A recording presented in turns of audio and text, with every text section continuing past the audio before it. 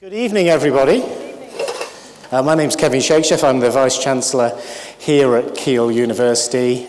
So just to introduce today's debate, it's the third of 5 in a series of debates that we've set up. In part, it's to help Keele develop a really distinctive, bold new strategy. In part, it just felt like an important thing to do at this time of university's development, to step back and ask some of the big questions about the future of higher education.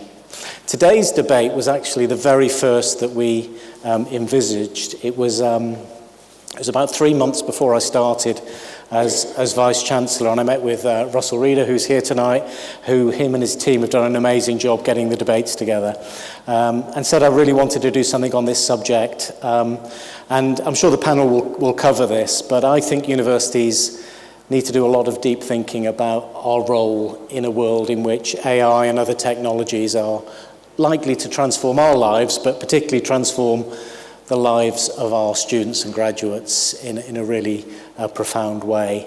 And the question I've asked myself many times since I've been Vice-Chancellor is, what are going to be the human skills that we're really going to value over the next 10, 20 years? What will people decide it's worth the major investment in coming to university? What will it be to be a human in the workplace and to be a human in society? And that's what I'm hoping we're going to explore today. The format is the usual one if you've been along before. If you're in the audience, there's a QR code, so please submit your questions after you've heard each one of the speakers. I'd say get your questions in fairly early if you can. On that, because we've had loads and loads of questions. We're delighted to be joined online as well. You can submit your questions online as well, and we'll try and take a balance of questions from in the room and online as we go through the session. So each one of our speakers is going to have about 7 minutes to make their case, and then we'll have a break. We'll collect all the questions, and then we'll come back and have about an hour together to get into the questions. If you're in the room, we'd love to hear from you if you ask a question, and if you're willing to sort of ask it live, please let us know and we'll come to you. So I'm absolutely delighted to have collected this great panel together. So I'm going to start by introducing each one before I ask them to give their speeches. So we've got the Right Honourable Charles Clarke, former Secretary of State for Education and Skills. Charles was Member of Parliament for Norwich South from 1997 to 2010, served as Education Minister from 1998, and then in the Home Office from 1999 to 2001. He then joined the Cabinet as Minister without Portfolio and Labour Party Chair, and from 2002 to 2004, he was Secretary of State for Education and Skills, and then Home Secretary until 2006. He now holds visiting professorships at Lancaster University and King's College London and works with educational organisations internationally. He's a consultant on international education reform for Cambridge Partnership for Education, and he jointly leads the Baltic Geopolitics Programme at Cambridge University. And I think we'll have a round of applause after each one, if that's okay, because it gives me a rest. Next in line is Sally Bucknell. Sally is Director of Diversity and Inclusiveness for Ernst & Young. Sally brings extensive experience in leadership, workforce strategy, and early careers talent, with a focus on the future of work and skills required for the professions for the future. So you can see why we've invited her today.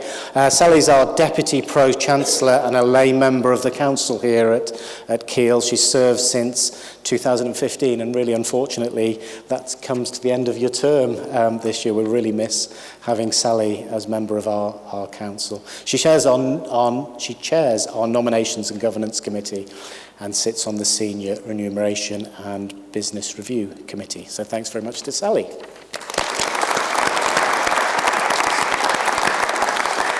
Chris Havergal is editor for the Times Higher Education. He was appointed in March 2025. Prior to that, he spent 8 years as the news editor. He joined the Times Higher Education in 2014 as a reporter, covering areas such as teaching and learning, access and internationalisation. Chris started his career as local government correspondent at the Cambridge News and holds a BA in history and an MA in medieval. I can't say that. Medieval, sorry. I am jet lagged. I'm going to use that as an excuse for first time studies from University of York. So thanks very much to Chris.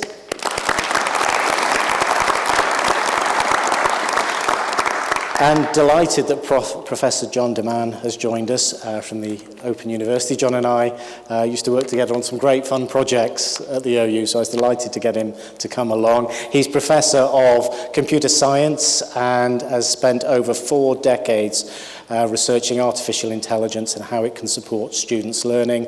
His work with AI began in the early 1980s in a pioneering lab that used AI to support students, many of whom had never seen a computer before, to learn how to build computational models of human intelligence.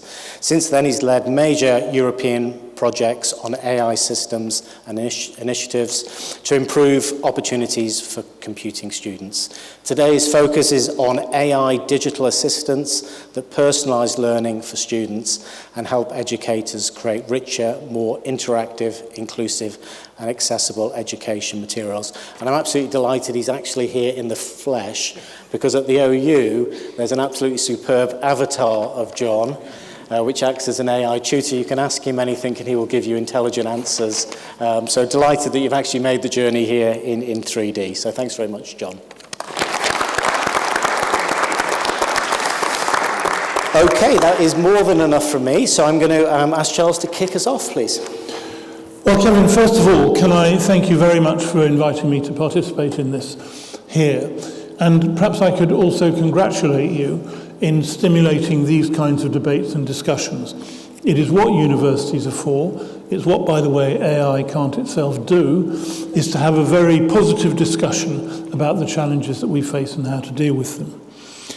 I'm going to answer your choice between breadth and depth, generalist and specialist, by saying we need both. You can't just simply say that it's one of the or the other. But I think the balance maybe needs to change a little bit.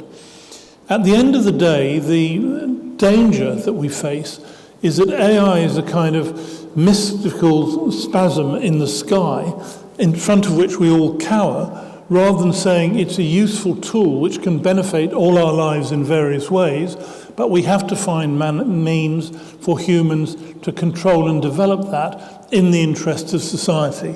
And the only way to do that is to discuss it very openly and directly. I start from the point of view that the most important thing that is necessary for humans to deal with AI is to develop critical thinking in every individual, so that every individual thinks for themselves, develops their own means of thinking, doesn't simply accept what's delivered to them on a plate by whatever form, but reflects and considers, hopefully in a creative way, how to meet the challenges that we have to face. And I think that is the human quality which AI can assist, most certainly, but I don't think that AI can replace. I think that requires a wider cultural context for university education. The person I think of in this context is Professor Steven Pinker, the author of Better Angels of Our Nature, who is an optimistic describer of how society has moved forward. He's not a pessimistic no-hoper about society. And when he published that book, he came out and argued that at Harvard University, where he was a professor, we should have a situation where every first-year student at Harvard should do courses in both logic and statistics, because without logic and statistics, it was very difficult for students as they went through whatever their course, whatever their life, to be able to take control of the life in which they were living themselves. So it wasn't good enough, he argued, simply to say you were at university to do engineering, but you didn't do the logic or the statistics, or at university to do French, and you didn't do the logic and the statistics. And I fundamentally believe that approach is right. I think that having a foundation of your thinking process and knowledge based on essentially on facts, on data, on understanding is an essential precondition for people to be able to be critical thinkers and to understand the world in which they live.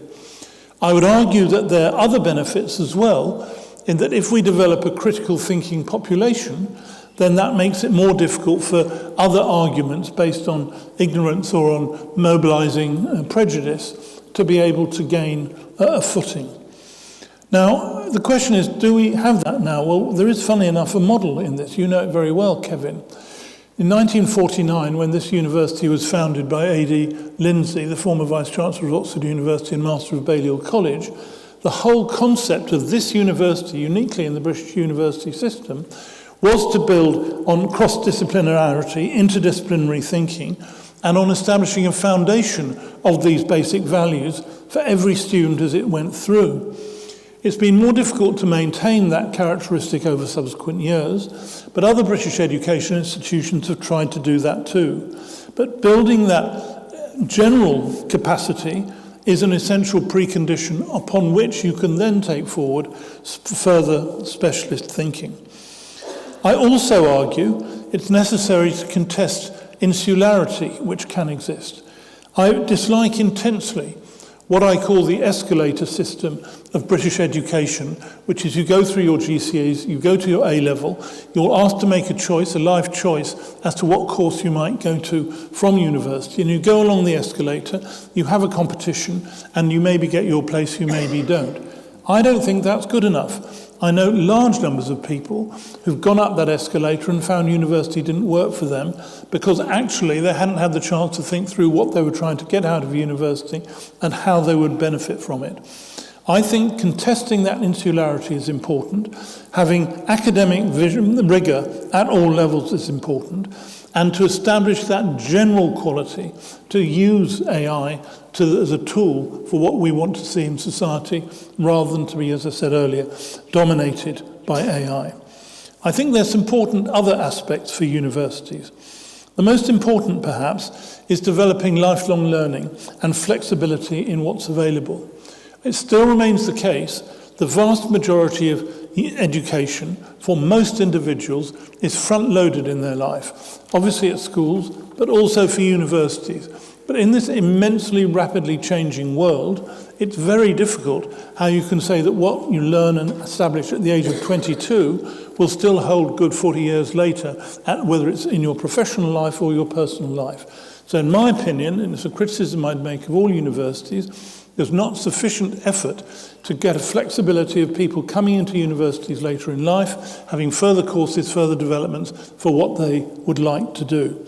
And I do think online education is a potential asset to help that happen in a more fluid way if universities are able to adjust to that.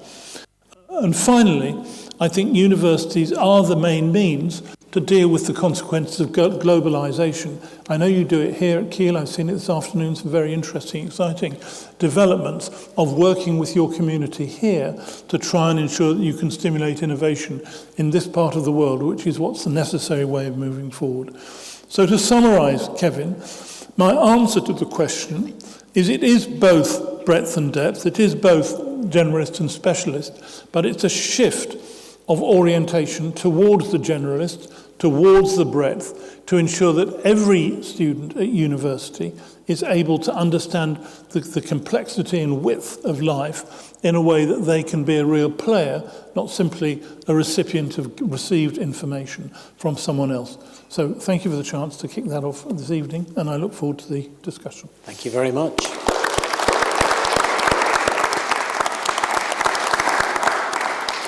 John, I think we're coming to you next. Yeah, a bit daunting to follow, Charles. So thanks a lot. Anyone who knows me knows that any opportunity I get, I will evangelize about AI. So I'm really, really grateful to be here. Of course, I'm an academic.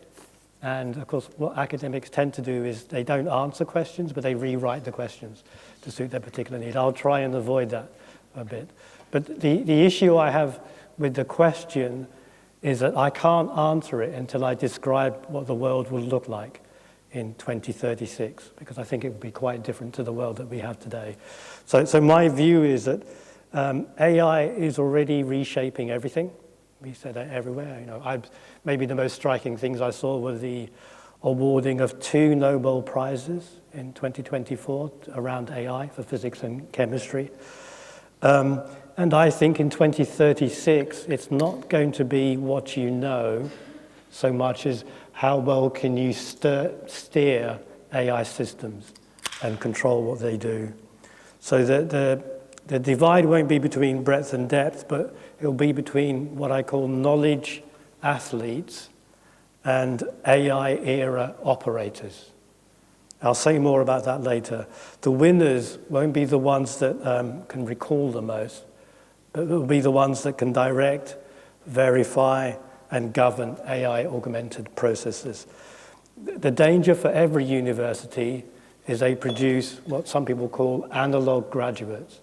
So graduates that are very smart, but for a different era. So I have 2 analogies that I came up with AI. I always use AI all the time. I was thinking about using AI in real time, but I need to stitch it together. But maybe next time I'll be AI augmented. So the first analogy is this knowledge athlete to F1 driver. So universities, to caricature them, and I've been an academic at the Open University throughout my entire career. I went as a PhD student. So universities in general are training the next Usain Bolt for knowledge. So someone who can be amazing at analyzing knowledge and producing knowledge. But AI has ended that advantage for recall. So now we'll be moving to a stage where they're more like Formula One drivers. So it's a human and a machine together, and you look at that performance. And that's what employees will welcome. So, and they'll be running these collections of agents at speed. So the skills they'll need is to be able to set the goals and the constraints for the ecosystem of agents, be able to use the tools intelligently, be able to make judgment calls, verify the outputs, think about risk and accountability. And if for a Formula One driver, it's not how powerful the engine is, but how well you can control the whole vehicle. So that's my first analogy out of 2. The second one is around what I call knowledge factories. So in 2036, I think for sure fresh graduates won't be using knowledge in the same way that graduates use today, but they'll be setting up what I call a knowledge factory.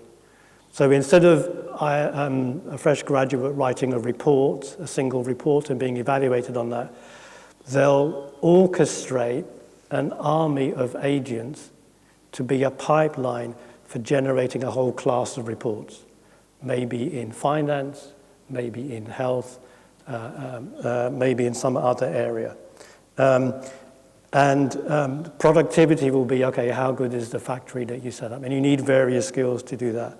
So this repeatable value will be something in 2036. So coming back to the actual question I was supposed to answer now, I've described the world as I see it. Graduates will need domain depth. They will need some expertise, but they'll need to be able to map that to AI workflows and AI fluency. So how does my expertise in quantum mechanics or in French literature map to AI workflows? They'll need to understand how to evaluate. So AIs are creating knowledge artifacts, and the humans are evaluating them, verifying them, triangulating them, auditing them. They'll need to learn. I agree about this. There'll be this, I have an expertise, but also I can easily get familiar with any other expertise at all with an AI help.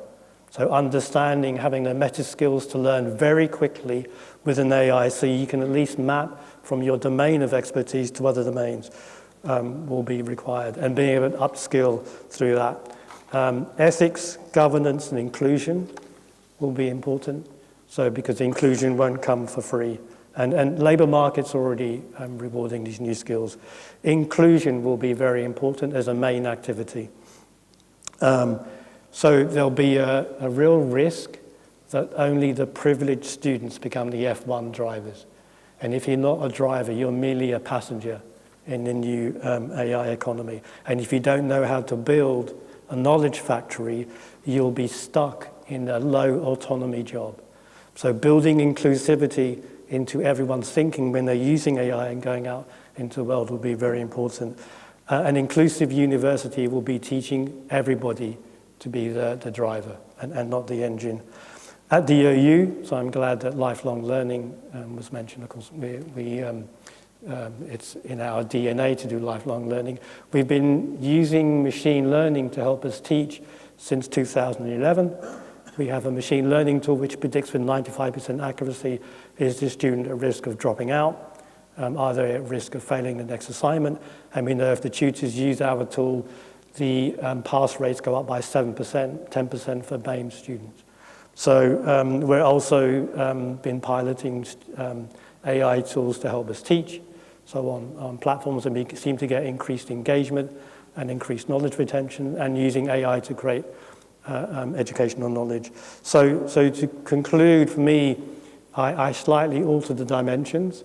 It will be between these students that are still seeing themselves as the main knowledge generators and those that are the drivers of a whole family of AI engines and managing those and building these factories. And that will be the difference between those that are successful and those that are not, those that can drive and those that are passengers. Thank you. Thank you very much.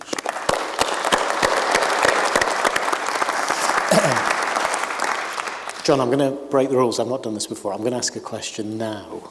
Because one of the things that struck me there is, I buy your F1 driver analogy. There aren't very many F1 drivers in the world. So are we going to need 2 million people doing degrees when your vision is that they're essentially just helping agents do very powerful, efficient things? Are we back to a world where we only need 5% of the population to go to university in that F1 driver model? So, slight weakness in the model. So, I think about this. I think what will save us from only 5 people having a job is that human demand is basically infinite. So as the world becomes dramatically more productive, we will just demand more things. Everybody will demand their own personal service of what we have now. And that's what will service. So at the end of the day, even though the graduates go to employers, those employers have some sort of customer somewhere, and those customers will need a human product at the end and human connections. So, right. So it's rather like the Industrial Revolution, that it's going to create more demand, and therefore there will be jobs. I'm sure we're going to come back to that in the questions. Thank you very much. Sally, you're going to go next. Thank you. Thank you, Kevin, and good evening, everyone. It is great to be here. I have a bit of a suspicion we may have used the same AI to research this, because I'm going to agree vehemently with a couple of my points that my previous speakers have made. And I've also written myself some notes to stick to, because the last of these debates I witnessed, there were red cards and yellow cards in play. And I was a bit worried you might be upgrading to a cattle prod this time, so I have stuck to the script. So as I said, it's very good to be here, and I think this debate is really important. It sits right in the middle of some very big questions about Keele's future, what kind of university it wants to be, and how it stays relevant in a world that is changing very, very fast. I'm wearing 2 hats tonight. One, as Kevin said, from my role at EY as a leader looking at the talent for the future for a large organisation that employs 500,000 people around the globe and recruits about 1,500 graduates in the UK a year.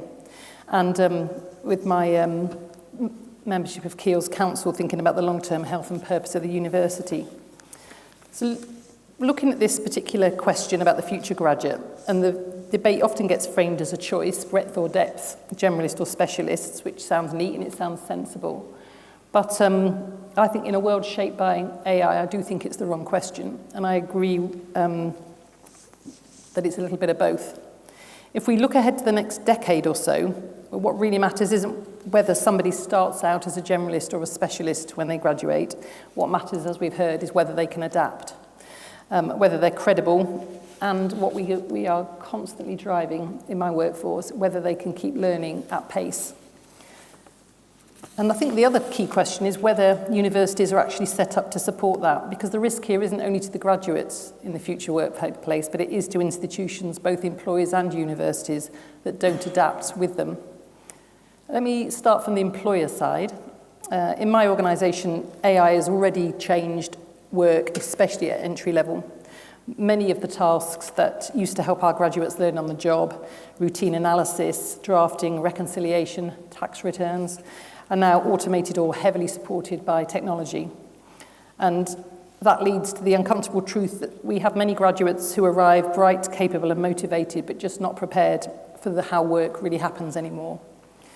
That matters for graduates, especially in a tough labour market, but it's also a strategic issue for universities, because universities aren't just competing with each other anymore. Across England, higher level apprenticeships are growing fast. UCAS reports that they're continuing to grow. And employers like mine are really pushing earn while you learn routes that combine academic study with real work, real tools and real organisational settings. Students like them, employers like them, and if universities don't evolve, those people won't wait around for them, they'll take other routes. So when employers look ahead, 3 things stand out very clearly. First, as I said, a lot of routine junior work is disappearing. Second, careers are no longer linear. People will move across roles, sectors and organisations, reskilling again and again over their working lives, much more quickly and more frequently than we have talked about over the last decade or so. This does speak to the government's lifelong learning agenda, and it brings into question the concept of a degree as a single product for universities. Third, and I think this is the big one, what really differentiates graduates now, and it's something we're now looking to test in our selection processes, isn't what they know when they leave university, but how quickly they can learn, unlearn, and relearn. And John talked about it a bit in that capacity. We've even, as management consultants, coined the term learning velocity for it. And that matters just because constant change isn't a temporary phase anymore. It's just our structural reality. The other issue that employers talk about a lot is human skills. Things like working well with other people, communicating clearly, handling disagreement, showing empathy and building trust. We're seeing a lot less of that in the graduates that are coming to us now. And this isn't about blaming students at all, but I do think it does reflect the environments that they've been learning in, particularly the last half decade. More online learning, fewer informal interactions, bigger and more diverse cohorts. And while those things are good developments in their own right in many situations, they do make social learning harder to design well. And in an AI-enabled workplace, those human skills become more important, not less. As technology takes on more of the technical work, value shifts towards, as we've heard, judgment, collaboration, communication, and relationships. And those skills don't just appear in young people. They are learned through practice, feedback, and shared experience, which is where the breadth versus depth debate often goes a bit wrong. Breadth really matters, but breadth on its own isn't enough. Shallow knowledge is the easiest thing for AI to replicate. At the same time, employers still absolutely need deep expertise in science, finance, health, engineering, policy, data, all sorts of things. And in many cases, depth becomes more valuable because it underpins trust.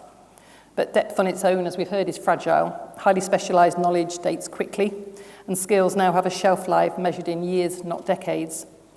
So I think it's depth with breadth, but deliberately designed, that we need. Depth gives graduates credibility, breadth helps credibility last, and human capability is what allows expertise to be used with others rather than held individually. And this is where Keele has something genuinely distinctive to offer, because as Charles mentioned, Keele was founded with a commitment to interdisciplinary education, and it's striking how well that idea fits with the world we're moving into. An AI-mediated world rewards people who can connect disciplines, integrate perspectives, and exercise judgment. Interdisciplinarity doesn't weaken depth, in my view, it protects it. And it helps specialists adapt as tools change and expectations shift. And it develops things that AI still struggles with: ethical reasoning, critical thinking, communication, and context.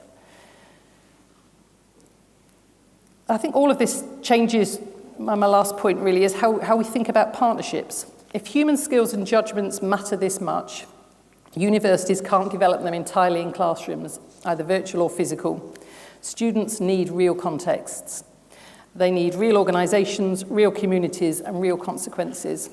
So strong partnerships overseas and in the UK with employers, public services and civic and cultural organisation aren't just routes into work.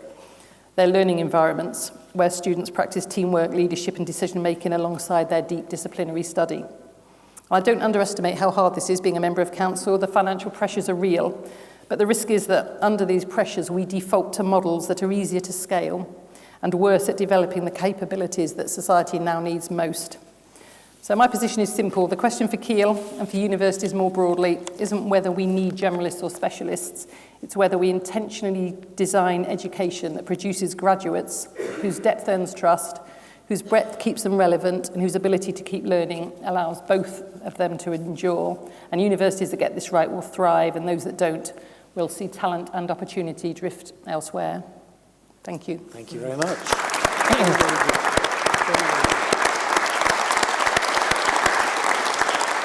Thank you very much. Just before we bring Chris in, just to remind everyone about your QR codes, or if you're online, you can submit questions. So good time now to get those early questions into us, because now we've got our final speaker, and over to you, Chris. Thank you very much for inviting me. I'm delighted that Keele is hosting these debates. Too often our higher education institutions have a tendency to duck some of the really existential issues facing the sector. And there's perhaps no question more existential for universities today than the impact of AI on education, skills and the workplace. That said, when I heard I was being invited to join this panel, I did wonder a little bit if I'd drawn the short straw. This is an area where there is a huge amount of hype, some of it warranted, some of it less so, and a great deal of uncertainty. And it can be very difficult to cut through the noise to get a sense of what is happening and how universities should respond. Nevertheless, with the enviable expertise of the fellow panel members this evening, I hope we'll be able to offer some answers. In terms of where I should start, it's an unwritten rule that much of the conversation around higher education in this country today is shaped by the personal experiences of politicians and journalists who completed their degrees some decades ago, however much things may have moved on in the meantime. So this feels like a very good place for me to start, although I hope I'll be able to get some way beyond it. As you've heard, I studied a single honours course in history at a university on the other side of the Peak District from here, and became even more specialised when I took a master's in medieval studies. And my crowning academic glory was 20,000 words on the fate of the senatorial class in 6th century Italy. I haven't written a word about the Ostrogoths in the best part of 20 years, but I used the skills that I developed while a student at York every single day. The ability to assimilate large amounts of information, to think critically and to form judgments, and to communicate effectively. When I think about what employers want in graduates and are likely to need in future, these sorts of qualities still figure very highly. So my argument is, again, that breadth and depth are not mutually exclusive categories. In fact, it is in the process of acquiring deep knowledge in an academic subject that students develop the broad range of skills that set them up for success in their future careers. If anything, the emergence of an era in which specialised knowledge is easier to access but harder to master only adds to the importance of acquiring what we describe as soft skills. Now, that might sound like a defence of the traditional university model, and to some extent it is, but that's not to say that I don't think degrees shouldn't change in response to the rise of AI. I'm also mindful that when I was a student, around the time that Charles was Education Secretary, students, like myself, were paying tuition fees of around £1,000 a year. Students nowadays are paying much, much more. The educational trajectory that I followed will continue to work for some students and some careers, but not for others, and it's not surprising to see students increasingly looking towards degrees that offer clear paths to well-paid and fulfilling careers. The fundamental problem we face is that when thinking about skills that graduates will need for the jobs of 2036, the quickening pace of technological and societal change means that we simply don't know what those jobs will be. So universities need to respond to this. Interdisciplinarity may be part of the answer, encouraging students to think across boundaries and collaborate with diverse teams. And I certainly think that leaning into this could help Keele maintain its uniqueness in an increasingly competitive higher education sector. This approach could be particularly important for careers in certain sectors such as sustainability or biomedicine, where problems are complex and evolving and where technology intersects with human behaviour. But I do have a bit of a concern that focusing on breadth of subject matter will hold students back from depth of learning and thereby limit their ability to develop the skills to think critically, form arguments and communicate effectively around a specialised body of knowledge. I would argue that it will be more important for universities to change not so much the subjects that they teach, but how they teach them. One attribute I haven't mentioned so far, but other panel members have, is adaptability. And arguably that could prove to be more important than any other skill in a rapidly changing workplace. This seems likeliest to be fostered by certain styles of teaching, project-based and experiential learning, for example, rather than particular programs of study. In the same vein, one prediction that we can make with some confidence about how AI will change the job market is, as we've already heard, that traditional entry-level roles will disappear with their functions being undertaken by AI. And we can already see this happening in professions such as law and accountancy. Increasingly, degrees will have to position students to jump straight onto the next rung of the career ladder. And universities, therefore, will perhaps have to provide some of the training and experiences that traditionally came from a graduate-level job. This could include a stronger embrace of internships and sandwich years, or universities providing that real-life experience themselves through ever more realistic simulation in disciplines such as healthcare, or, for example, through running clinics in areas such as law, which allow students to interact directly with local communities.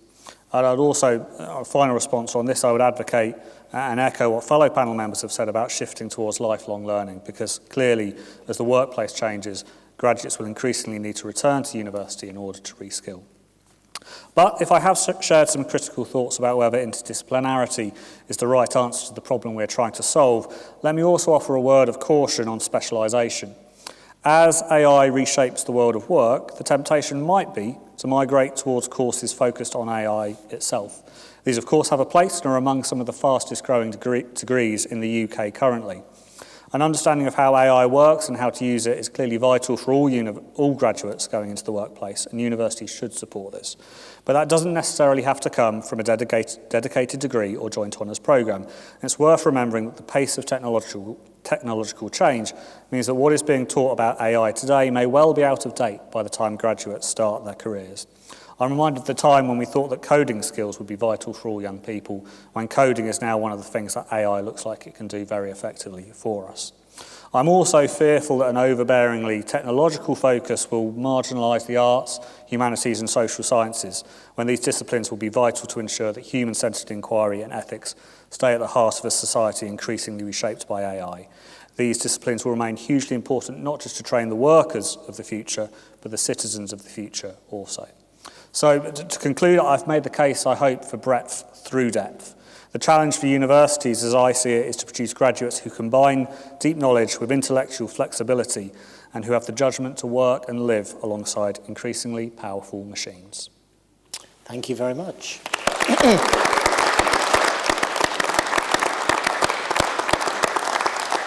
Well, thank you very much to all of you. You're the first panel that's come in exactly on time without me even prompting, so thank you. Very grateful for that. Just to remind everybody, we'll probably keep it open just for maybe 5 more minutes, so do get your questions in. What we're going to do now is we're going to take a break, collect all the questions, and then when we come back, we've got about an hour to explore some of the thoughts from the audience, both here physically and online. So can I just thank you all very much, ask you just for a round of applause again for our panel.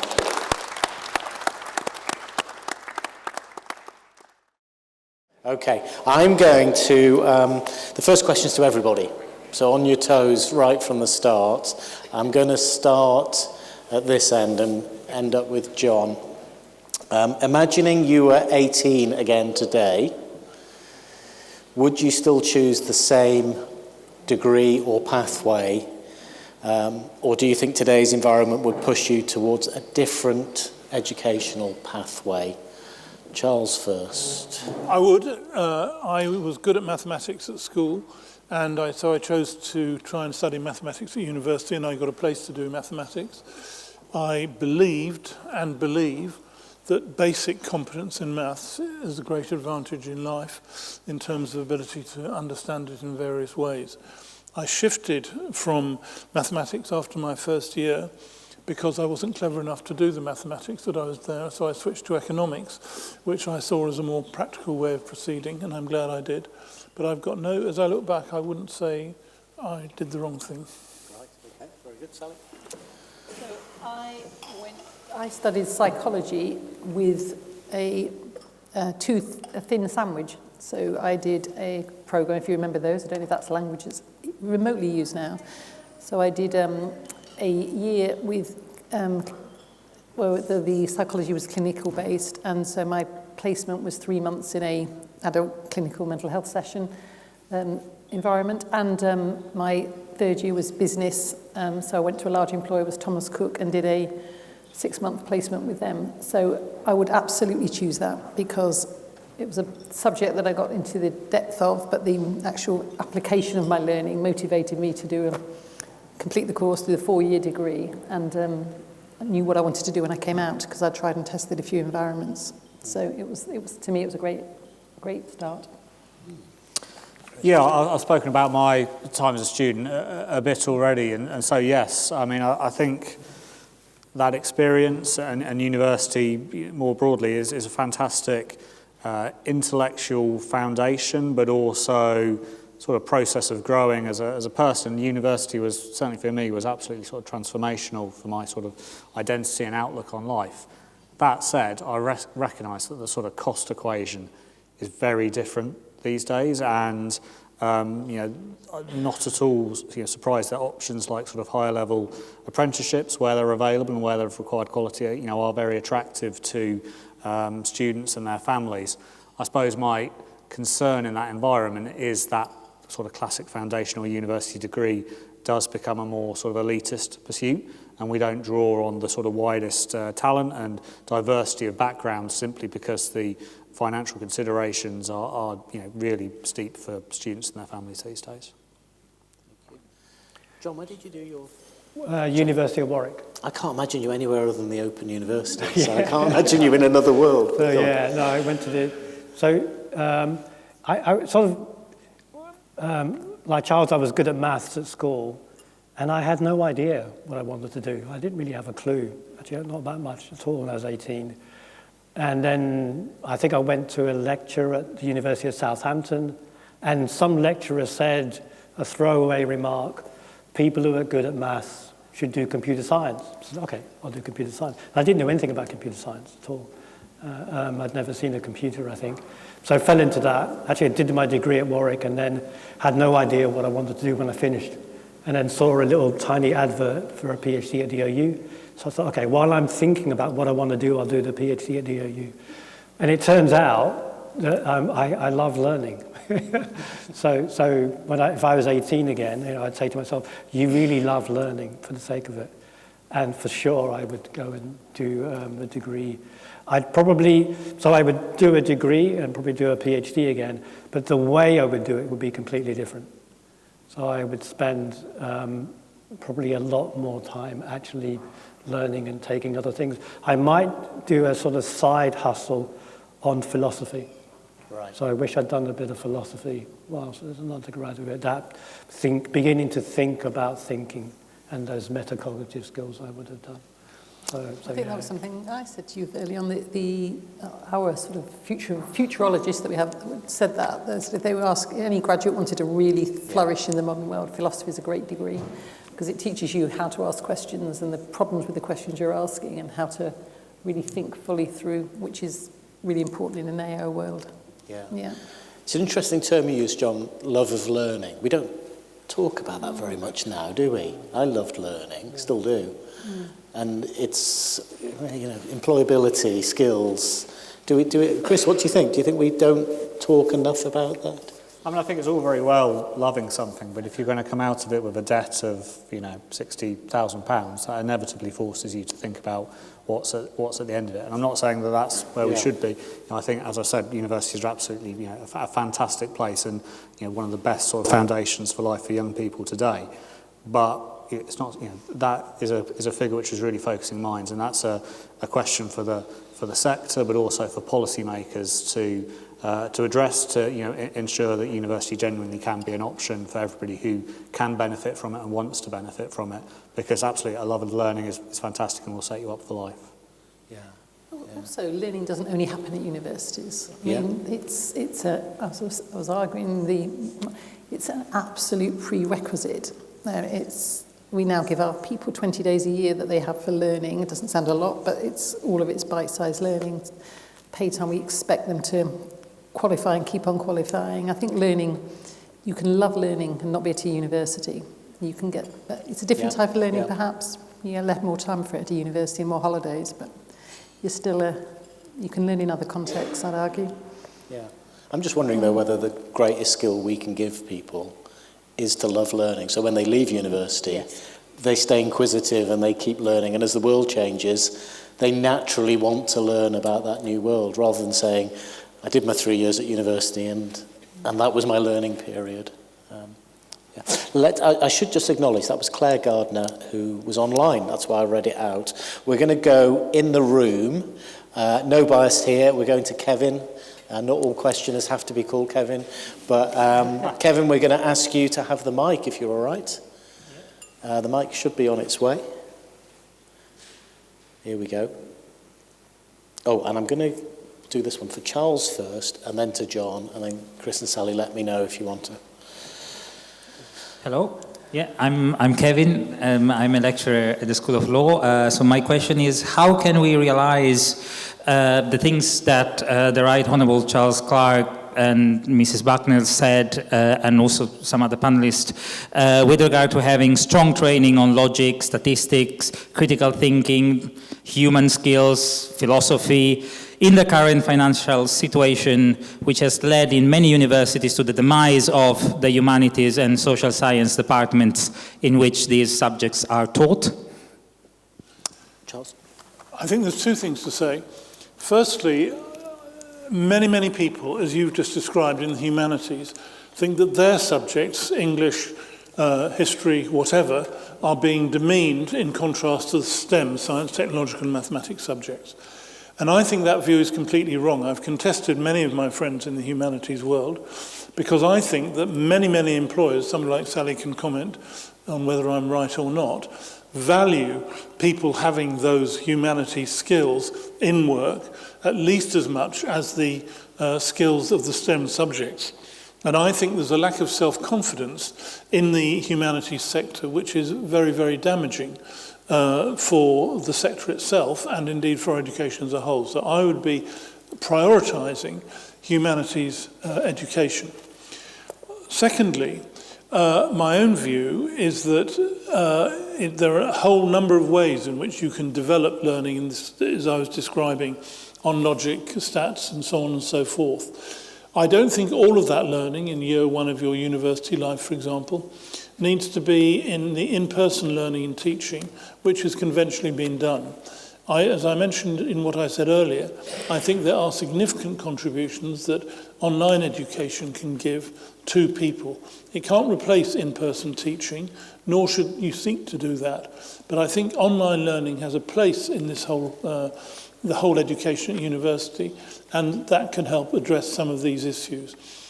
I do think, and I don't know if this is true here at Keele, with the experience you're talking about, that saying there are a series of separate departments, English, history, psychology, maths, physics and whatever, and you just kind of put them together based on kind of congealing those departments. I don't think that's the right way of doing it. I think you have to see if you can have humanities skills in the STEM subjects and STEM skills in the humanities subjects. And I think that general approach should be part of what the teaching force is doing as well as what the students are doing. Yeah, thank you for that. John, the OU has the open degree programme, which allows you to do huge flexibility, doesn't it? Any thoughts on this? I was just thinking, so, you know, it's not fun if universities are under financial pressures, and it's not fun to be in a department or a university that has that. We have that. But I take a quite optimistic view, maybe a crazily optimistic view, that I see two very interesting areas to explore. So whenever any new technology, I was saying it in a break, comes along, then what it really does is it makes you think from first principles, what are you doing? What is it that you're doing? And I think there's two aspects for that, for the social sciences. One is, you know, what does it mean to do psychology or law or language. What does that mean when you have an AI that can do these things? And I don't know. I do know that a lot of the most interesting research projects I do today are not purely computer science. So in fact, I try to avoid those. So I've just submitted a £6 million bid on the relationship between AI and the creative arts. And I've been talking to a lot of AI artists, and that is so much fun. So that's one way that rethinking what a subject is, which maybe only academics love doing. The other is, with the financial pressures, is rethinking from your own starting point. What is a university for? And what does it mean? You know, with the financial pressures, it means that it highlights that a lot of our resources are really finite. But there are other things we can get that can supplement from AI. So if we had a magic wand, how would we reconstitute a university so that the finances work, but we still teach all of the subjects that are needed, for sure, the social sciences needed. So those are the two somehow fun ways that I would think about it, even though, you know, it can be a bit of pressure. That's my take. Kevin, any thoughts of your own on this? That's put you on the spot, isn't it? You weren't expecting. Yeah. Yeah, thank you very much for your very interesting answers. I broadly and sincerely agree, and I'm also among those people also in my career that has, I mean, because I'm a sort of lawyer slash ethicist slash philosopher, but I often thought in medical departments. So definitely we will benefit to have humanities education, for example, more integrated in other, so in sciences courses, for example, and have a more innovative, if you wish, cross-departmental structure, which is part of the ethos at Keele. So my two main objections would be, well, one, it's quite difficult to do philosophy if you don't have philosophers hired at your department. And in this sense, also my own experience in teaching science, in teaching ethics, for example, in medical departments, I can say that often when decisions need to be made, you tend to be the first that gets asked. In that sense, it's still, I mean, because of the way universities are constructed, and also the way in which, for example, research is evaluated through the ref and other exercises that tend to be still quite discipline focused, you are in a safer position professionally if you teach philosophy in a philosophy department or law in a law department, rather than if you teach law in a medical department, in which when decisions need to be made, everyone says, oh, we'll have the 10th cardiologist. Why do we need one lawyer? You know, so again, I think also there's still quite a disciplinary bias that goes both ways. The philosophers don't always talk to scientists. Scientists don't always talk with sort of social scientists and people in the humanities. So yeah, I think that there are all these, and certainly the shortage of resources doesn't make that easy, because it requires you, of course, because you know it requires you to make choices that are often conservative, rather than saying, okay, we'll risk the non-explored path in order to have a different kind of structure. Yeah. Okay, great. Thank you very much for that comment. I'll say a little bit at the end about how everyone can put their ideas in for the new strategy, but I think some of the things you're discussing there are important to put into the new strategy. We're going to go back online. Gordon Mole, friend of the university, Chief Executive of the Borough Council in Newcastle. This one's coming to Sally and Chris. And the question is, in the 1960s, we were promised a labour-saving high-tech world. In the 1990s, experts forecast a leisure economy. However, we work some of the longest hours in the developed economies. So will AI mean graduates will be busier than ever or have an amazing work-life balance? Mm-hmm. Do you want to go first? Good question. I know I'm still waiting for that moving pavement that Tomorrow's World promised me years and years ago. I think it's a good question. I think we probably should have gone to John, though, really, because I don't think that the disruption that we are forecasting, this is a personal opinion, I think that we always catastrophize the change because we're frightened of change and it's a human reaction and it's almost a physiological reaction to change, to catastrophize the impact it will have. So I don't think it will be as dramatic as the worst fears, but I do think it will be quite profound, and I do think it will require us to question the way we live and work in the way the Industrial Revolution did. I mean, huge change. I think it's that, where we live, how we supplement incomes, what education looks like, what inclusion looks like, the backlash to migration that's happening. I think all of the social problems will be driven by AI. They will be majorly disruptive. But I do think that in most workplaces, there'll be lots of busy people. I agree with John's position earlier that I think that humans adapt to these situations. And I don't think workplaces will diminish in size particularly. I'm not sure if I've answered the question. I think it's a mix of things staying the same, but at the same time, we'll look back and think society has changed enormously because of what's happened. And sometimes you don't see it at the time. Yeah. It's a very good question. I would hope AI can lead us to a situation where the work that humans are doing is more meaningful, more impactful, and that AI can do some of the sort of functional tasks that allow humans to sort of focus on the tasks which only humans can do, that have that human connection, that focus on creativity, that bring sort of critical thinking and analysis into the discussion.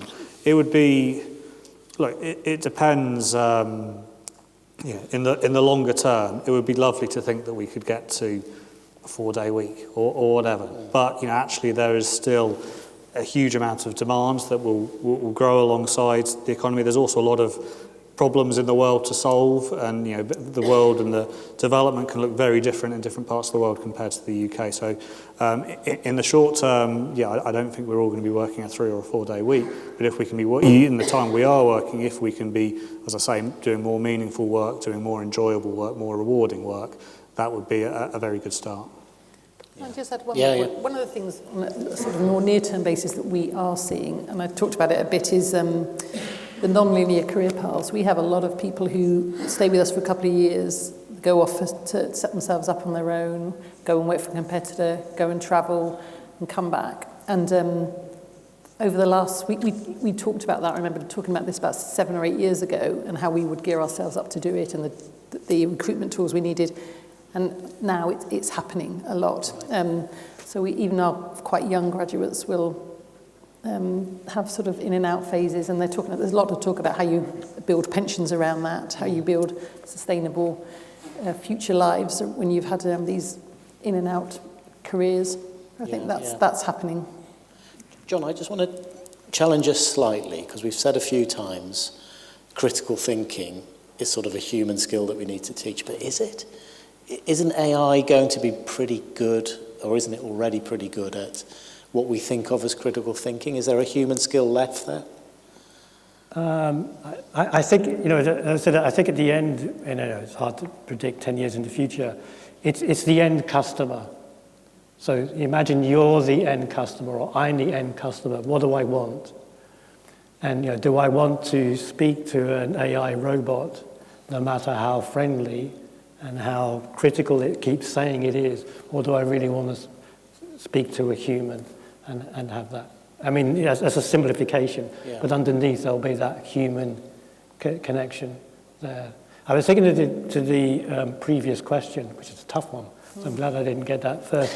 And I think my answer is that, and again, it's quite sort of optimistic, AI will generate a lot of productivity. AI will generate a lot of revenue. I don't know where that will go. That's the tricky part.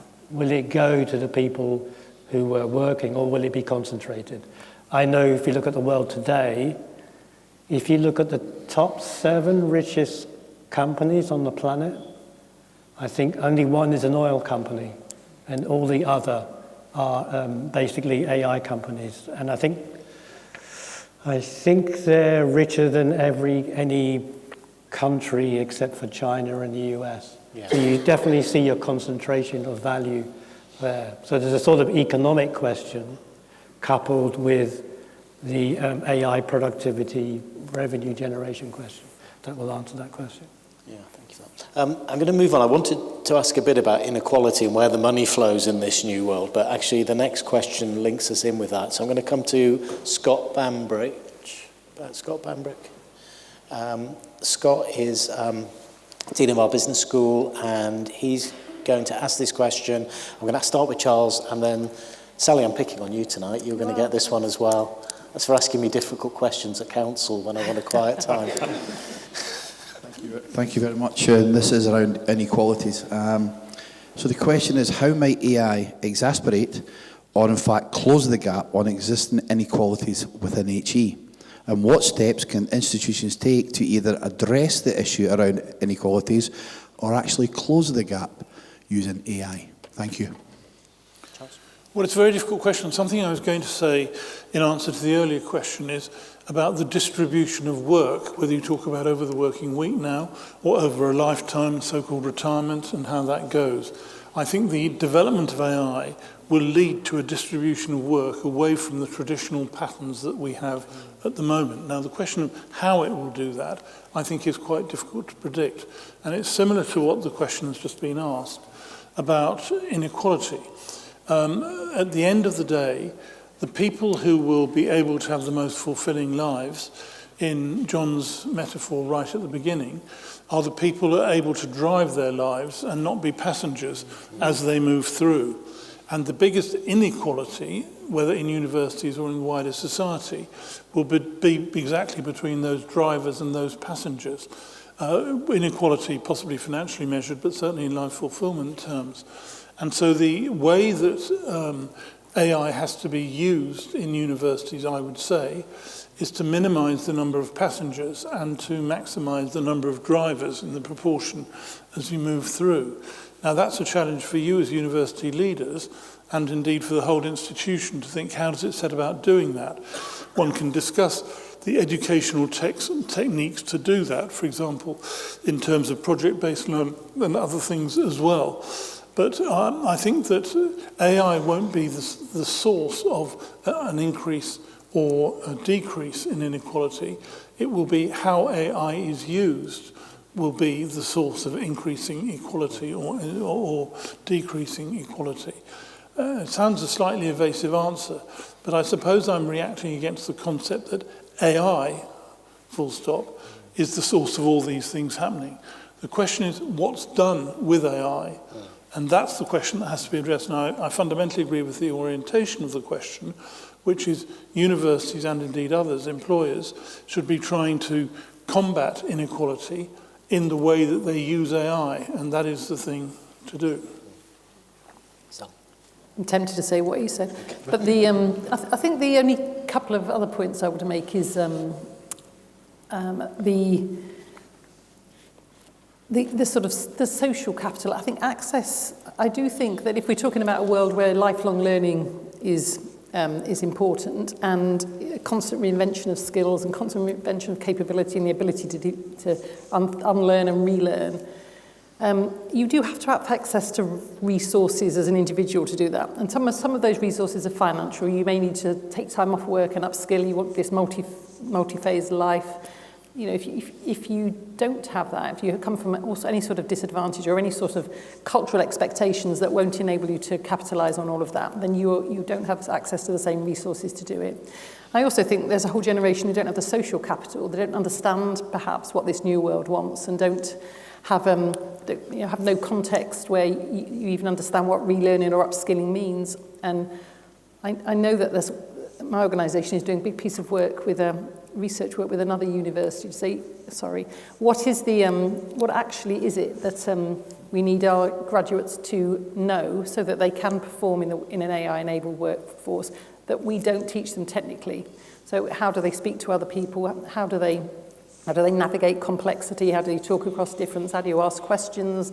Which knife and fork do you use? You know, all the sort of social capital. And I think universities need to teach our people those skills, not assume that anyone who comes to university has that social capital, rather than as well as worry about the technical capital that they give them. So I think that's important in our world. I think it's important. Our world is an AI world, but I don't think the two are. During lockdown, you have to ship laptops out to schools. There's the practicality of people actually experiencing AI. We assume everyone's got a phone. Most people have, but there's a big actual division on people's exposure to AI that we perhaps don't even think about as well. You were mentioning earlier about some or many entry-level jobs disappearing. So how are people going to enter careers if those jobs are going? Have you given any thought as a company about how you're going to nurture the next generation? It's an interesting, and if I'm perfectly candid, I was talking to an ex-colleague of mine who now runs used to be called the Association for Graduate Recruiters, but it's not anymore, it's called the Institute or something of Employers. And he was saying that he's not convinced yet that the decrease in graduate jobs is entirely AI-driven and not economic-driven. We were talking about, in economic uncertainty, you tend to just organisations are paralysed and they tend to not do anything. So it could be that. But and talking to some peers of ours, PwC is another big four. They're talking about contracting they're bringing graduates in, but they're signing them up for 2 years and they're just putting them through their exams, so they're not giving them any client work. They're saying you need to be a qualified chartered accountant. So for the first 2 years, instead of the first 3.5 years, we're condensing the formal learning up front, and then you're going out to clients. There's another organisation, a smaller, one of the challenger accountancy firms, and he's just said he's going to contract, the managing partner there is going to contract with all his clients who are in retail and hospitality, and all of his graduate trainees are going to do 6 months in those sectors, so they learn how to talk to people and how to engage with people. So the responsibility for developing the higher level skills is what employers seem to be spending the early years doing. And I think that seems to be the case in EY yet. We haven't quite landed on what we're doing. I suppose you're big enough to be able to carry that additional overhead of training then. The big four, or the big 8, 10, we talk about being people who train accountants for the world, and I think there is organisations do have a social mission in this. I don't think no one is saying one of the possibilities, in our divergent thinking is that we just stop with the graduates and we just recruit them that are trained elsewhere, but if we don't train them, who will? Yeah. So I think there is an understanding of that commitment, and I think the lawyers feel the same. Yeah. Chris, I'm going to go off-piste here. There was a brilliant article, I thought, in the FT a few weeks ago about the graduate premium in different countries, and the fact that the UK hasn't seen the sort of growth in graduate salaries, that really our funding system is dependent on that. If graduates keep earning more and more, sort of the issue of the loans is less of an issue. Does that worry you in terms of what Sally's saying about the jobs of the future perhaps being more difficult to leave university and get into those sort of graduate areas? Yeah, no, good question. And yeah, the graduate premium is one where actually, you can come up with a different set of numbers depending on the argument you want to make. But I think it is having an impact on students and decision making. I was just reflecting on the sort of the question about inequalities, and I think actually we're already seeing inequalities in student learning and student access to AI. We can see it in some of the survey results done by the likes of the Higher Education Policy Institute, that actually if you've got sort of access to premium level subscriptions and things to AI tools, we can already see that students from more affluent backgrounds are able to afford that. So I think there's a role for universities there to think about the tools that they're providing for students, and also the training that they're able to provide. But I do think it's a worry we're seeing already, and as universities reimagine their assessments, whether you're drawing on things like Vivas or whether you're drawing on more on project-based work, students from different backgrounds may be better able to capitalise on those depending on their background. So I think the universities need to be really sort of mindful of this as they think about what their response to AI is. Thank you very much. Scott, I don't know if you've still got the mic. Did you want to make any points? But it's just because people are online, so... All right, Thank you very much. I think maybe bring it more local towards Keele. in talking about the inequalities. I think within the region, we've got a sort of responsibility to become the anchor institution. We've got the ambition to kind of be that for the region around societal impact. So for me, it's not just about the students that come here. I think what we're looking at here is regionally, how can we educate the educators? How can we make more impact in our own region, in our own towns or an area around, maybe Keele in town? How can we help the local people basically get more aware of AI? Because I think there is that gap, and there's going to be more of a gap. You touched upon it about students coming with less of a background and less of a knowledge of it. So I think as an institution, we've got a bit of responsibility to maybe step outside the university where we can, especially regionally, to sort of raise the local area around AI. Yeah, thank you very much for that one. Let's move on to the next question. We're going to come to Timothy Smale, who's in the room. Happy to be on the mic. Have we got Tim here? Is Tim there? Hi. Yeah, great. Sorry, I'm just going to say who this one's for, otherwise I get in trouble. We're going to go to John on this one, and Chris, I've got you down as well. Yep, sure. If early education increasingly assumes children are digital natives simply because they can use devices, we risk equating digital consumption with genuine digital literacy.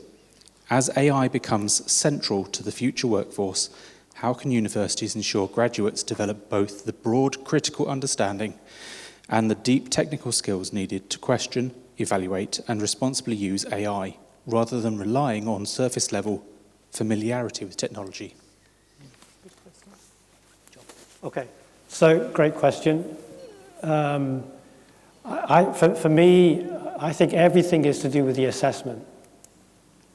If you don't change the assessment, you can't change anything. If you change the assessment, you change everything. So the starting point is, what are we assessing? And what skills do we want to measure when we assess? And I really like your question about I hope I'm not making a mistake in paraphrasing, shallow versus deep skills, and if you use AI, maybe you only get the shallow skills.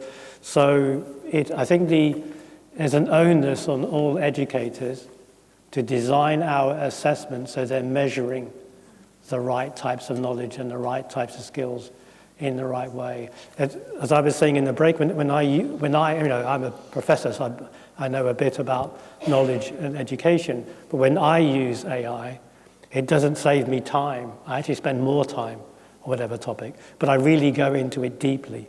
I unpack something. In fact, for this debate, I think some of the other, I analyze what are the likely responses than the other debates panelists might say, and how do I respond to them? I even asked my AI, what should I wear tonight? I didn't follow his advice, but just an example of. Actually, I asked directly, should I wear a tie? And it said no. But I normally wouldn't have thought about that. So if you know what you're doing, you do get a deep insight into whatever activity it is. Now, if you're a rushed student, you might not do that, but we have to set up our educational framework so they do, and I think that's designing the assessment. So maybe, we don't have, students don't have infinite time. For example, you make them do it without the AI, and then you make them do whatever it is with the AI, and you ask them to compare and measure. But I think we really need to fundamentally to think about what assessment means and how we unpack that, and so that the students are obligated to really explore whatever the topic is in depth and have a real understanding. So that would be my response. Chris? Yeah, I think as I started out saying, AI could be, existential for universities. It does sometimes feel like that if you've got students using AI to help them write their essays because they don't have enough time. You've got academics using AI to help do the marking because they don't have the time to do that either. You're basing on a research ecosystem that powers our universities where you've got papers being drafted by AI, and then the peer review for those papers is being done by AI because, again, academics are too busy, they're outsourcing that, and at the end of the day, you're like, where is the human involvement in all of this? What are we doing to ourselves? So part of it is about that love of learning that we've talked about and sort of, underlining the importance of developing those skills, and also making the case to students, as we've heard, that AI should be sort of an accelerator to your achievement, not a substitute for it. Again, the risk when you've got students increasingly under the cosh in terms of the cost of living, part-time work, all those sorts of things, the incentive is towards using AI because it can do a serviceable enough job for you. Not a fantastic job, but it can do a serviceable enough job. And you're really, you're punishing yourself now if you have a assessment and you don't use AI, because even if your university is telling you shouldn't be using AI in that assessment, unless it's been designed to not be able to do it using AI, you're putting yourself at a disadvantage because other students will be using it as well. Yeah. So again, I agree with John, it comes back to assessment design, whether that's based more on project learning, on local case studies, on using Vivas in assessment, all that sort of thing. But my concern of all of this is that's quite a time-consuming form of assessment to design. And again, we're asking academics to give much more thought to their assessments than they ever did in an environment where, again, they're more pressured on their time than ever before. There's departments being cut to the bone by spending cuts, whether there's actually the capacity to deliver the sort of leap forward in assessments to give those incentives to students to embrace learning in that way. Yeah. And can I ask you as an editor, what's the human skill that you appreciate in writing now? So, why aren't all your articles just written by AI? What is it that's missing in that's still a human skill for you? As a journalist, it's telling people things that they don't know. And, the nature of AI is that it's just recycling what we already know, what's already out there. Yeah. But if you're not telling people things they don't know, which you get through very human connections, by talking to people, by getting them to tell you things, not just by, some journalism is just looking at what's happening on social media or writing up a press release, but it's not very exciting, it's not very interesting. It's still based on that human connection, which firstly, generates new information as part of that journalism, but also has colour, creativity, a playfulness, humour, and insight. And certainly we see an increasing number of submissions, whether that's for articles, for awards, or anything like that, which are clearly drafted with AI. And I'm not surprised it's happening. I'm not sure we can stop it, but it makes everything very vanilla, very similar. I think exactly the same for academics, actually, when they're doing marking, seeing submissions coming from students, which are all sort of okay and mediocre, but not very exciting. And it makes it really hard to sort through it and actually pick out what is really outstanding in a way that outstanding would have stood out, just leapt off the page at you in the past. Now, if everything's just about all right, it's much harder to draw it out. So we see that in journalism as well. But as I say, it's got to be based on human connection and, things that aren't just being recycled, but are genuinely new information. That's what we still look for. Yeah. So the world is unpredictable, fortunately, in some ways, and AI is largely going to tell you the thing that it would predict as being the next most likely thing to happen. So in your area, there's still that human digging to find out the story that's not the predictable. Yeah, Storytelling, isn't it? Yeah, because AI is very good at producing evergreen information. It's actually still not very good at sort of very up-to-the-minute reporting.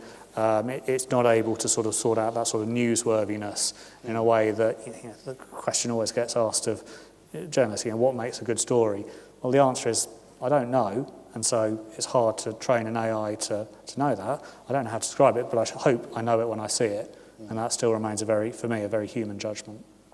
Great. Before we go to our last question, which is going to be Abby Parker in the room. I'm going to ask it to all of you. But I did just want to ask Charles. Charles, you, very senior level in government, cabinet minister, home secretary, so having to think about major sort of societal impacts of things. How do you feel about where we are currently in terms of AI's impact. And I'll give you a little bit of context for this. I'm doing a shop local campaign at the moment where I'm trying to encourage people to, locally spend more, partly because just increasingly I see direct debits just flowing to, Apple, Amazon, everything's flowing to, big companies that do an amazing service, but it's decimating the local economy here. So do you have any sort of insights in how you see, are you an optimist in terms of where we are with this technology, pessimist, or is that too simpler a polarisation? I'm broadly speaking an optimist. In the case of retail, which is what you've just talked about, Apple and so on, the disappearance of high streets and all of those questions, I think that is an enormous question which has to be attacked by thinking, how do you set about recreating a high street based on community, essentially. I think there's a core word in this, which is society/community. And the atomization of society, everybody in front of their screens, is a dangerous thing. And the question of can you build community in different ways, I would like to see that as a more dominant theme of government policy generally. However, I think the overall answer to your question is that government, both politicians and civil servants, are very confused about how to face up to AI. I was talking the other day to an individual who's the chief scientific advisor to the security services in Britain, and he is the person, or was the person, challenged with advising ministers on the impact of AI in their particular field. He was extremely interesting, and what he said was that the ministers concerned, this is about a couple of years ago, and the senior officials simply didn't know what AI meant for the operation of their businesses. And so they're asking him as to how to deal with that. And I think that characterises the situation. It's why at the beginning this evening, Kevin, I congratulate you on having this discussion, because I think it's actually discussion about what the impact is in the kind of way we've tried to have this evening, which enables government to deal with it better. So I'd say that in general, but then you have to focus on the question, what's the problem if everybody buys their stuff from Amazon rather than in the local high street? What's wrong with that? And many people do it. I do it, you probably do it. And the answer surely isn't that people are getting lower quality things that they're buying, but that the sense of community and existence of a high street and community is being taken away. The same was true, of course, with the retail parks outside the city centres, to take a different kind of evolution on those kinds of questions. And the answer is you have to focus on the problem. What really is the problem about that we're facing? And I don't think there's enough on that. And actually, I think you've led a good conversation this evening, which is trying to focus on what's the problem of AI for universities rather than a generic issue. But I'd say government as a whole is not good at saying what's the problem you're trying to address by the arrival of AI. I'm with those who think that AI is not as cataclysmic as we think. I'm with those who think, broadly speaking, that AI is a potentially very important tool to help people live their lives, but it requires people to decide what they want to use AI for, and people not to be daunted by just there's AI there, which is wiping us all out. And I just think you have to think, what's the problem and what are you trying to do? Yeah. It's interesting that term community, I think, as you said that, really struck a chord, because, of course, universities, if they're anything, are a community. And I guess it's how do we maintain that community learning and the interaction. Sally, you've been talking about the skills that you need in your company. A lot of them are actually community skills. I'm going to go to the final question. Abby, I gave you plenty of warning over here. This is to everybody. Can I say one thing before? Yeah, go for it. Yeah. Just say this meeting is something that couldn't be done by AI. It is people coming together and exchanging things in different ways. So question, what other kinds of events of this kind? I mean, there's an important one that Sally's been talking about all evening, which is how do you get dialogue between students in universities and places of work, employers? What is the relationship? It's about taking people out of their narrowness and getting them into wider exchanges, wider partnerships. Sorry, Abby, just as a further thought that came up. What you just said. Thank you for inviting members of the public like me to this fantastic forum. Thank you very much indeed. It's been wonderful. My question is, if you were to become Prime Minister tomorrow, what change would you make in order to kickstart the changes you would like to see in education? Okay, we're going to start with John and we're going to end with Charles, so we're going to go in that order. Okay, I'm just going to take a sip of water.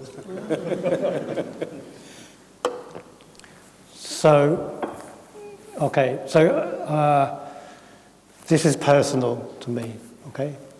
So I would think about, I mentioned before that the 5 or 6 richest companies in the world are AI companies, and a lot of them are based in the US. And I talk to them all the time. I have friends that work at Google, and I know what their interests are. I would really, if I had a magic wand, you have to give me a magic wand as well, I would really have a UK-focused platform. So at the very bottom, we'd have our own large language model for education. So something that's geared for education and not other areas, and I would make it freely available to all the UK educational establishments, all schools, and tailored. And again, I have a magic wand. I give everybody training on how to use that platform. I would have a national centre. I always think there should be model on the OU, but it's a bit of bias. But you would have a national centre. So one thing that's always struck me is across the UK, in every department, you have academics recreating course materials, which are slide decks. And they're replicating, there's a lot of replication. At the OU we do it differently. So in this national centre, they would create a set of resources, so very high quality multimedia resources, BBC quality videos, and all linked to the AI platform. And then you give it away with my magic wand for free. So then if you're a lecturer, a professor, or an FE college, or even a school teacher, you can at the press of the button say, I need a lesson on, I need a lesson on the Strait of Hormuz and the navigational aspects or the weather aspects of that for my class on law or politics. And then, hey presto, it comes up. In the center, there would be a continual innovation part, and you'd be training the trainers. So how to do this and how to rethink. So I could talk for hours about this. I'm going to stop now. But that's what I would do. So, John, your UK large language model, something I've been asking about. Is there a prospect of a large language model that we could use educationally that would be homegrown or European or not-for-profit? I suppose OpenAI has an element of not-for-profit, but... Yeah, in fact, I think is accurate. Again, I was asking my AI before it came on. I think there's been a 1 trillion parameter open source model released.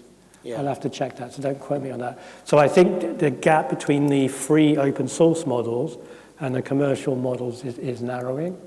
So somebody could take the open source model, tailor it for education. You need some resources, but not a huge. There's sort of 2 different curves. It's getting cheaper and less expensive to run, but the demand is more. So you have to look at where those 2 curves meet. But I think it would be possible without too much funding to really have a nationally focused model that's tuned for UK education through. There are many things I would do. The other thing you would do is you want to personalize this. So again, if I had my magic wand, I would give every child, as soon as they go to nursery, their own personal AI. And then it follows them throughout their career. Maternity ward, maybe. Yes, out of the maternity ward. And there'd be this thing about there'd be some private data that only they have. Maybe the Guardian has it, and they release it to them. So this really personal thing that they have. Yeah. Sorry, Chris, I'm going to ask one more question and get to you. One thing that hasn't come up, it might be because we didn't select the question, is sustainability. And again, this is where I have a concern about, just taking whatever the biggest one is would we be better finding something where we had more say in how the energy is produced, how the water's recycled? Yeah, again, long conversation. So, of course, the big companies are promising to be green. It's whether one trusts that or not. I think Microsoft say they will be green by 2030 or 2035, and they will eat all the carbon they've ever produced by 2050. Right. So there are, and we know that the energy costs per token, per analysis, per inference is going down, but the number of inferences is going up. I know, for example, there was an initiative in Switzerland where they trained a large language model on green energy. So again, with a UK-focused large language model, the government could set the parameters. We insist that it's trained with a certain type of energy. We assume that the compute energy is a certain kind, and the costs could be managed. Okay, thank you. Chris, Prime Minister. Yeah, I suppose the challenge we've got in higher education at the moment is that we've got a market, but arguably a failed market.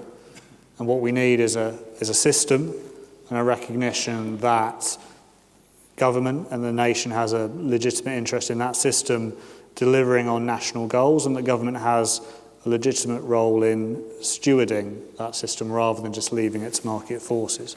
Part of that is addressing student funding, but I think we have to be realistic that the government, the state of the economy is not going to be able to address that anytime soon. But I do think it means a recognition that government has, it depends how far you want to go down the road of government actively shaping the provision at universities across the country, but I do think it means putting in place guardrails which sort of prevent this sort of Hunger Games style race to the bottom in terms of student recruitment, and that puts incentives in place for universities that are incentives to collaborate and work together and generate that national system rather than to just be competitive.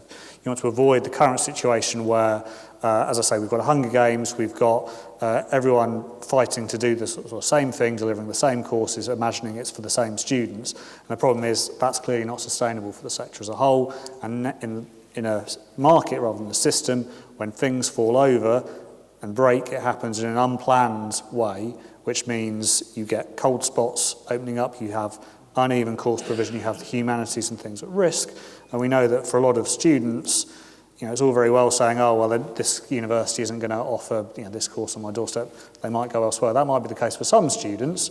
Actually, for a lot of students, if there isn't a particular course available on their doorstep, they won't go into higher education full stop, and that's a world of opportunity left there. So, as I say, more of a system that actually allowed universities to focus on their own place and to focus on their unique strengths would build stronger universities which are better placed to withstand some of the shocks we see from the likes of AI, but also better serving national priorities.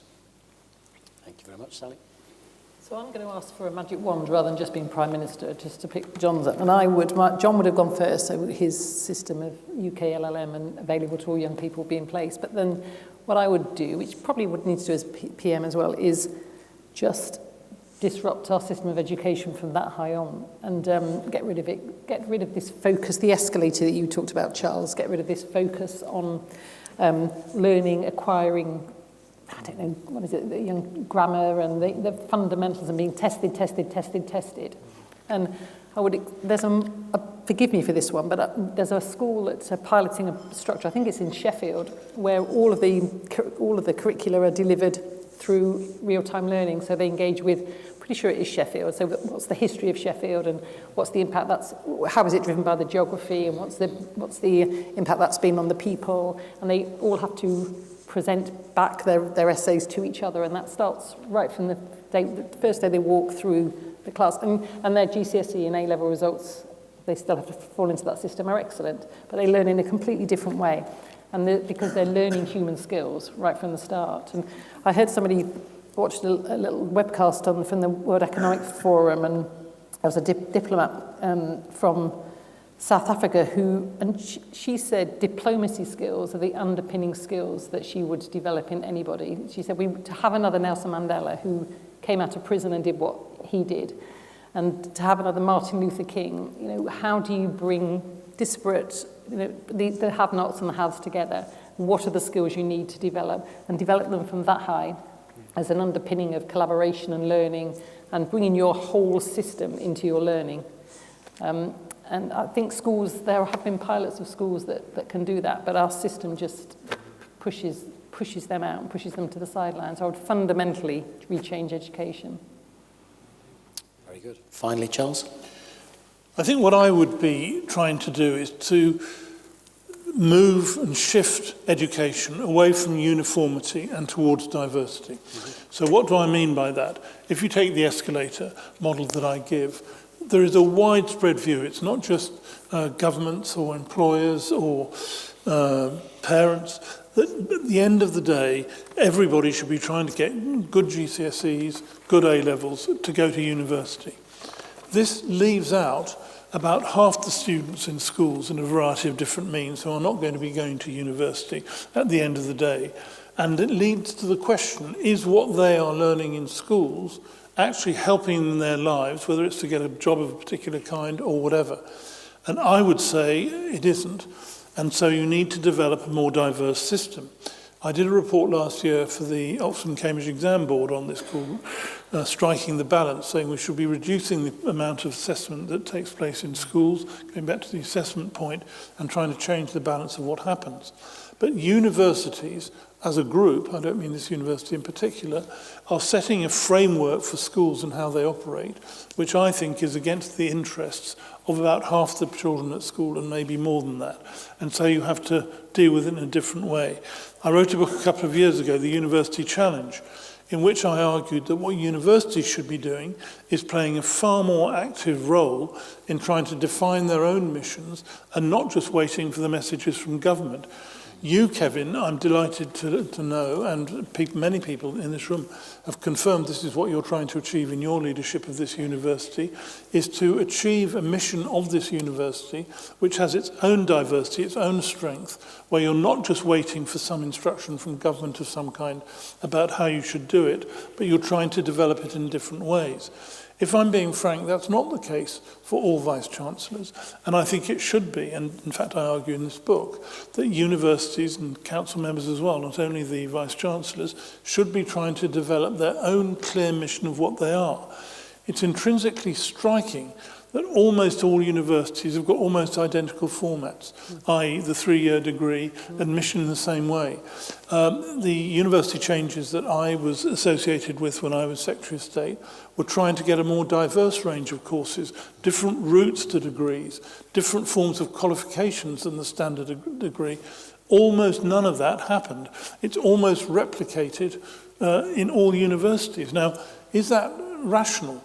Couldn't it be the case that we try to get a more diverse approach to it? Now, there are all kinds of reasons why what I've said is very difficult to achieve. But in answer to your question, Abby, my drive would be to try and encourage diversity in universities and in the education system, which would then come down to diversity in schools, rather than the very uniform model that I think that exists at the moment, which works in some respects very well, but I don't think it's good enough. And particularly when we start talking about flexibility, about lifelong learning, a whole set of things that we've been talking about, access, question that was asked about access of people who are otherwise not going to university, perhaps later in their lives. We need far more creativity in that way, in the way that as I understand it, you're trying to do here at Keele, and I congratulate you in going down that course.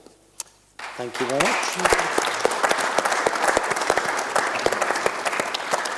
Super, well that brings us to the end of this evening. In a second, I'm going to ask you to thank the panellists for a fantastic contribution. I think we've got a couple of slides just to say what's coming next in terms of debate. So this hopefully is all very familiar to Keele's staff, but we are still in the early stages of developing our new strategy. Just a reminder to everyone that it's open to all Keele staff to submit ideas, and that comes through into our strategic ideas college. And we're publishing all of those ideas in our open strategy journal. So please do get those ideas in. We've got about 150 that I've reviewed so far, which is an absolutely fantastic response. I'm delighted with that. But keep them coming in. We've probably still got a couple of months where people can submit new ideas. Do we have a slide on the next debate? So the next debate is helping or hindering. Are universities supporting students enough or too much? So that's going to be our next one. It's on the 28th of May, and it's an online one, so everyone's going to be joining us online. So thank you. I found that an absolutely fantastic session. Thank you so much to all of you. Thanks to the audience that made a great contribution. Can we just thank the panel again before we close? Thank you. Thanks very much. Thank you.